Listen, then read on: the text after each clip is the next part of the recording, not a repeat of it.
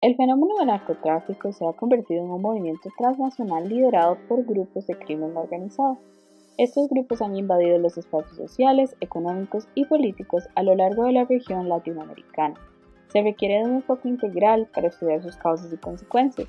Por ende, es necesario que se puedan dar investigaciones académicas para entender el fenómeno, su perspectiva y su análisis, sin perder la oportunidad de describir el proceso y la historia que lleva al crecimiento del narcotráfico en la región.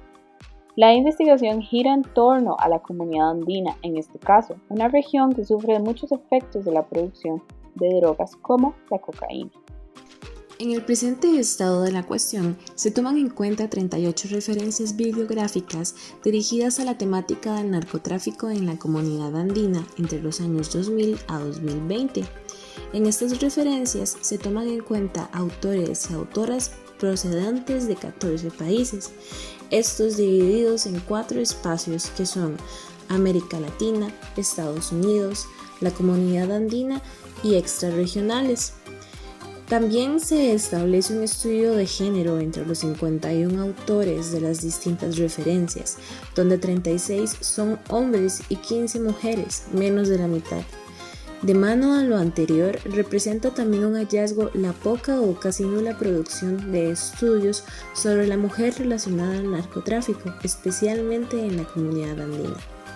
El 2010 representa el pico de las fuentes, debido a que tiene 7. Que en este año se cumplía una década del ejercicio del Plan Colombia. En las fuentes se toman temas como el poder del narcotráfico, el cultivo de la coca, los alcances económicos y la validez de este plan. El segundo capítulo de este estado de la cuestión se destinará al análisis del fenómeno del narcotráfico en Colombia. Actores. Los principales son el Estado colombiano, los cárteles de Medellín y Cali, incluso los grupos paramilitares y el nuevo concepto de bandas criminales y grupos criminales emergentes. También se tratan temas alrededor de las fuerzas policiales colombianas y el papel de las fuerzas militares en la lucha contra el narcotráfico. Uno tratado con insistencia son los Estados Unidos, por sus estrategias de seguridad. Por último, se habla de organismos internacionales como la OMC y la Oficina de Naciones Unidas contra la Droga y el Delito. Los enfoques que los autores otorgan al fenómeno del narcotráfico son la mayoría de naturaleza económica y amenaza a la estabilidad política por parte del crimen organizado. Lo más tratado en los textos es el enfoque sobre seguridad, en varios puntos. Primero, grupos delictivos como guerrilleros, lavado de dinero y transporte ilícito. Segundo, fuerzas militares en orden de eliminar dichos grupos y actividades. Tercero, gobierno democrático, devolverle las riendas al país de su propio territorio. Y el factor más importante de los textos es que muchas veces el componente de seguridad no tiene un enfoque desde Colombia, sino que este se ve influido desde Estados Unidos. Esto se da ya que el mayor mercado de consumo es el país norteamericano, además de que los conflictos en Colombia podrían afectar al país vecino de Panamá, que estaba bajo ocupación estadounidense. Con respecto a políticas públicas se explora poco, pero se enfrasca en la democracia y la política social, cuya idea es crear políticas públicas para proteger a la sociedad en conflictos armados, además las planteadas por el Plan Colombia, como erradicación de producción de drogas, enfoque estadounidense de militarizar los territorios, inversión en infraestructura, agricultura e inversión social. Las metodologías principalmente son de carácter descriptivo, a diferencia de 3 textos, pues poseen metodologías que ciertamente aportan innovación al estudio del narcotráfico. Primero, Cadena 2011, quien realiza un estudio comparativo entre el desarrollo del fenómeno en los estados de Colombia y México. Segundo, González Ortega. El autor examina específicamente textos de ciencias sociales y de literatura, con el fin de crear sus propias hipótesis sobre el comercio y el consumo de drogas ilícitas y los impactos en la sociedad colombiana.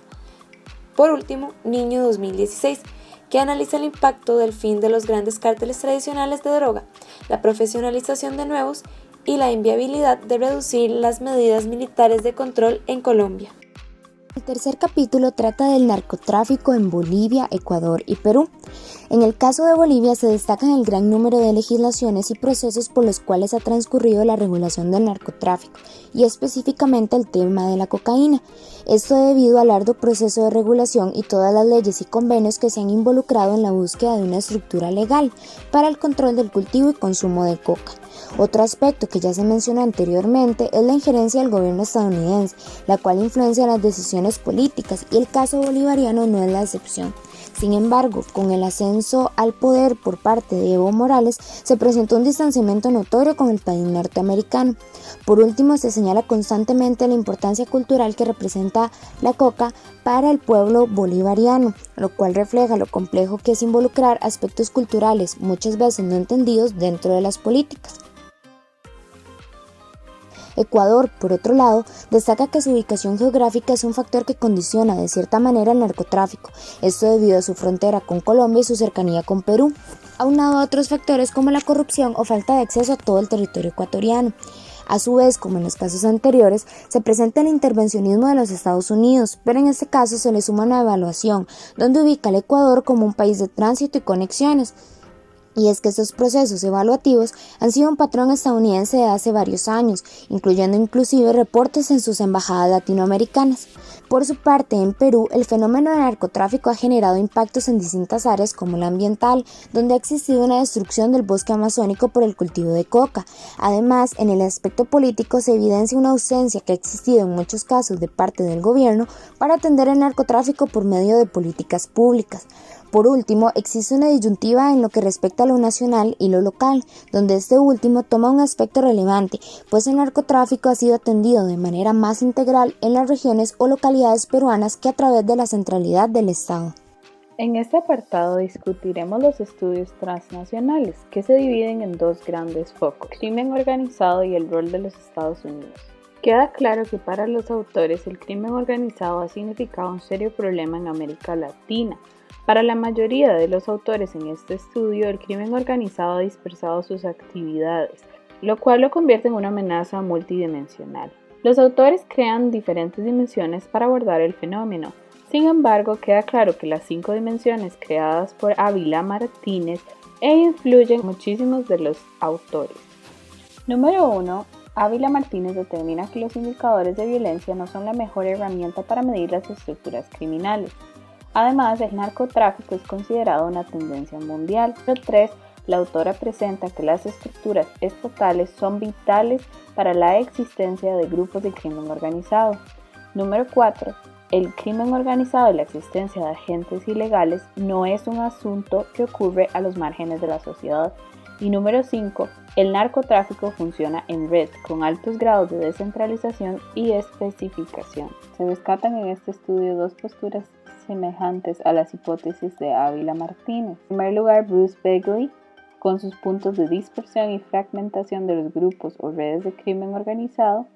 Y en segundo lugar, González Ortega, que representa la subcultura del narcotráfico en su país, Colombia.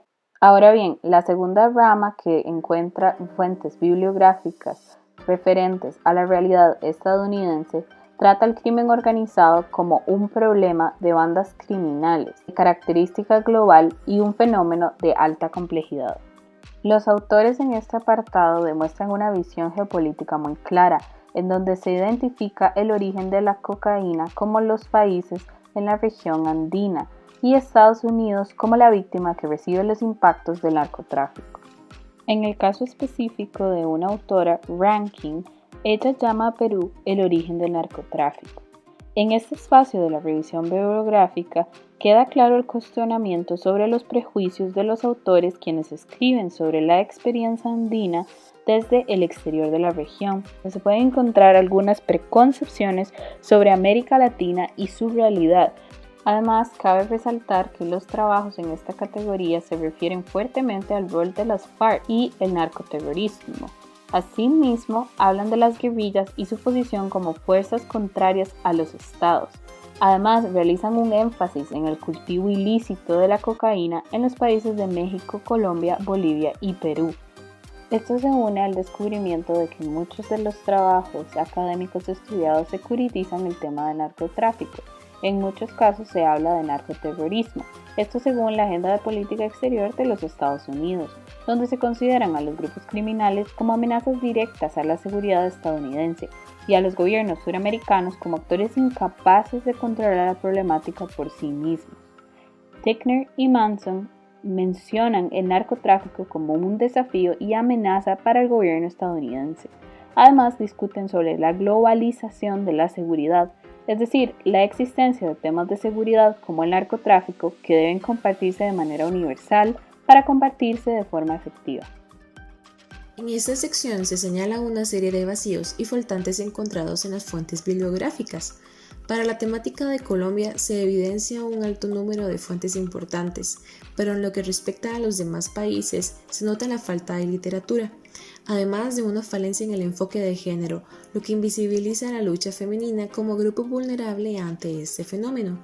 En la mayoría de los casos se da una identificación pero no cuestionamiento fuerte y amplio sobre la injerencia estadounidense, lo que no permite brindar alternativas para que la creación de políticas públicas sean 100% nacionales y enfocadas en las necesidades de la región.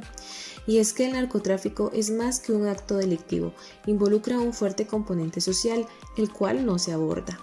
Es en este componente en el que radican muchas de las causas del fenómeno, dado a las vulnerabilidades de la población, como la pobreza, las zonas más golpeadas por el crimen organizado, la poca escolarización, entre otras. La alta demanda, la poca implementación de seguridad para las rutas de tráfico importantes, la descentralización de la industria, la corrupción dentro de las entidades estatales, entre otras, no fueron tomadas en cuenta por los autores para explicar la naturaleza globalizada del narcotráfico. Desde la academia en Costa Rica no se encuentra ningún escrito, tampoco se identifican trabajos de dicha naturaleza en ninguna publicación de la Revista de Relaciones Internacionales de la Universidad Nacional, ni en la biblioteca principal de esta última, lo cual evidencia la necesidad del abordaje de este fenómeno desde este país, pues Costa Rica, al igual que el resto de Centroamérica, se ha transformado en ruta de paso de productos ilícitos hacia Estados Unidos o Europa, y parte de estos provienen de la región andina. Es debido a todo lo anterior que es imperante integrar los escritos latinoamericanos sobre narcotráfico en la región, pues esto permitirá obtener una visión integral y regional del fenómeno, donde se podrá identificar todas aquellas similitudes, pero también las diferencias existentes, así como causas y consecuencias, lo que haría posible un mejor entendimiento de cómo trabaja el narcotráfico en este espacio y así atenderlo de una mejor manera, tanto a nivel político como social.